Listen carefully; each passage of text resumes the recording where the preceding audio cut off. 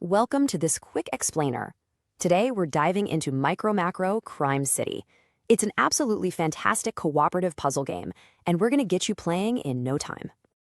In this explainer, you'll learn exactly how to play this cooperative detective game fast. You and up to 3 friends are stepping into the shoes of investigators, and I promise the gameplay is quick, intuitive, and super engaging. So what's your objective? It's simple, really. You'll work together as a team to track criminals and solve 16 completely distinct cases across a massive city map.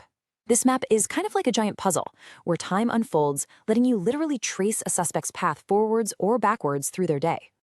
Okay, let's jump right into the setup. It really just takes 3 easy steps. Step 1, unfold that giant map on a nice, large table. Step 2, make sure you have really bright lighting. Trust me on that one. And step 3, pick your first case. We definitely recommend starting with the top hat envelope to get your bearings. Next up, you need to assign one player as the lead investigator. This designated player is going to guide the team. They're the one responsible for reading the case cards out loud and verifying the solutions on the back. Now, how do you kick things off? Well, every single investigation begins with the start card. The lead investigator reads this card aloud to the whole group, giving you a broad overview of the case and introducing your main character. Once you're playing, your team follows a really specific investigation loop for every single clue.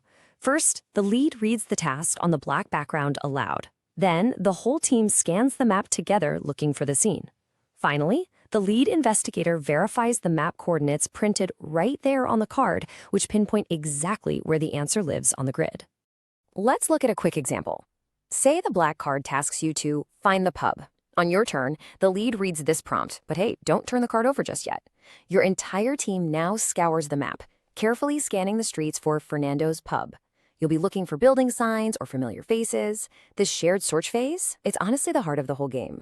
So, what happens when you think you've found the scene? It's verification time. If your team's solution is correct, boom, you advance the story. The lead reads the back text and shows everyone the illustration. But if you guess wrong, the lead just silently puts the card back and your team has to keep searching.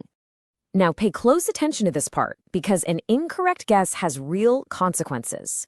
Since the lead investigator has now seen the actual answer, they are temporarily locked out. They can't help the team solve that specific task anymore. They just have to sit back and wait while the rest of you try to pinpoint the right location. You'll notice this loop really builds momentum as you play. Step 1, you successfully complete the current task card. Step 2, put it aside. And Step 3, reveal the next task in the deck. You have to resolve these cards sequentially to progress the story, following the breadcrumbs one by one until the very end. So how do you actually win? It's incredibly straightforward. You just need to successfully solve all the task cards in order. Once you finish a specific case deck, you win. There are no complicated points to tally up. Your reward is simply the satisfaction of a closed case. Before we wrap up, the rulebook emphasizes one vital tip above literally everything else.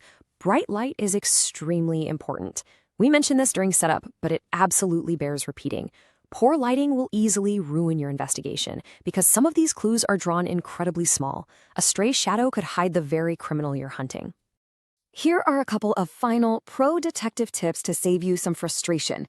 Use physical markers, like coins or bottle caps, to mark a suspect's past locations on the huge, busy map. It visually helps trace their path and basically acts as your external memory. Oh, and make sure everyone gets a chance to look closely. Definitely pass around that included magnifying glass.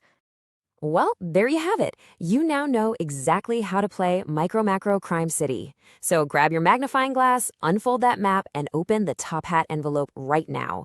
Your first investigation is waiting.